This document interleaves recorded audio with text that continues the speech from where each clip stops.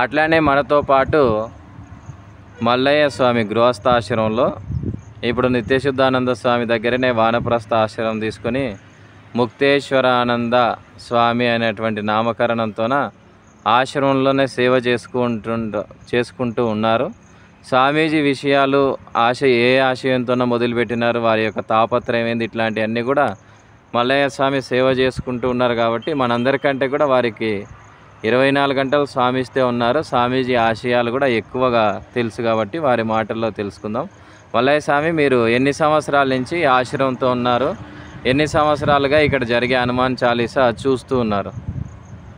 మేము స్వామి దగ్గరికి వచ్చి ఆశ్రమానికి సుమారుగా వచ్చి 18 సంవత్సరాలు అవుతున్నది. ఇంత ఇన్సూరెన్స్ అప్పటి సంది స్వామి దగ్గర నేను ఉండేవాడిని. స్వామి నాకు ఎప్పుడైనా ఏ విషయమైనా మంచి విషయాలు నాకు చెప్పేవాడు. చెప్పి తెల్లవారుదామని లేవాలి, తప్పని జ్ఞానం చేసుకోవాలి, తప్పని చేసుకోవాలని చెప్పేవాడు. చెప్పిన తర్వాత ఏం చేసేది, ఎవరన్నా వస్తే వాళ్ళకు మొదలు భోజనం పెట్టాలి, ఆయన తొలగిపోయి పెట్టాలని చెప్పేవాడు. అంత త్యాగబుద్ధి. ఒకసారి ఏమన్నా అంటే అప్పుడు ప్రపంచాన్ని వణికిస్తుంది కరోనా. ఒకసారి చెప్పిండు నాకు, నాయన మన ఆహారం లోపల కరోనా రాని చెప్పిండు. మా వారు ఇంతవరకు కూడా ఒక్కరు కూడా కరోనా వచ్చి బాధపడ్డోళ్ళు లేరు.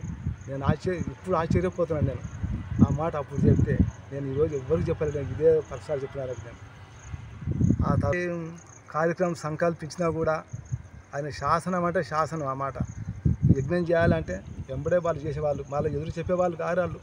మేము ఆశ్చర్యపోవాలి, ఏం స్వామి మేమందరం ఎంత ప్రయత్నం చేసినా కూడా ఈ కార్యక్రమం చేయాలంటే ఎంతో మేము కష్టం ఉంటుంది మాకు. మీరు ఒక మాట చెప్పాలంటే ఆయన అది ఈశ్వర అనుగ్రహం, అది ఆ భగవంతుని అనుగ్రహం. అది మనది ఏముంది, మనం ఒక దానం చేయాలి, మనం గొప్ప వాళ్ళు అనుకోకూడదు. ఇంకొక విషయం స్వామి ఎప్పుడు కూడా గురుదేవులు వాళ్ళ గురువు అయినటువంటి మలయాళ స్వామి వారిని ఎక్కువగా ప్రేరణ తీసుకునేది. పొద్దున్న లేచినప్పటి నుంచి రాత్రి పడుకునేంత వరకు కూడా వారినే ప్రతి క్షణం కూడా తలుస్తూ ఉండేవాళ్ళు. వారి గురువుతో వారికి ఉన్నటువంటి అనుబంధం, వారి గురువు వాక్యాలు ఎందుకు నడవాలని అనుకుని మీకు ఏమైనా చెప్పేటోళ్ళ, గురువునే ఎక్కువ తలుస్తున్నా అనేటువంటి విషయాన్ని ఎందుకు చెప్పేవాళ్ళ, మీకేమైనా దాంట్లో ఉన్నటువంటి రహస్యం? నాకు ఏం చెప్పలేదు స్వామి, నాకు మలయ స్వామి గురించి ఏం చెప్పలేదు. మలయ స్వామి అంటే మొదలు ఆయన ఫోటో పెట్టి ఆయన నమస్కారం చేసిన తర్వాతనే ఆయన ఏదైనా కార్యక్రమం ప్రారంభించేవాడు. దాన్ని మాకు ఏం చెప్పలేదు. ఇంకోటి, స్వామి ఉదయం లేచినప్పటి నుంచి రాత్రి పడుకునే వరకు ఎట్లా ఉంటుండే కార్యక్రమాలు, ఆయన దినసరి కార్యక్రమాలు, స్నానము, పూజ అవన్నీ ఎట్లా ఏ సమయాలకి చేస్తూ ఉండే? ఆయన తెల్లవాడు అయినట్టు విష్ణు సహస్రనామం 18 సార్లు పాలన చేసేవాడు.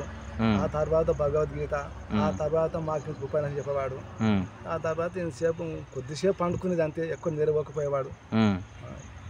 తర్వాత చివరి క్షణాలలో స్వామివారు ఏమైనా చెప్పినారా? నాకు ఏం చెప్పలేదు స్వామి. శివారి సమయంలో అప్పుడే ఆయనకి ఎవరికి కూడా ఏం చెప్పలేదు. నేను ఒక్కనే ఉన్నాను, ఎవరికి ఏం చెప్పలేదు.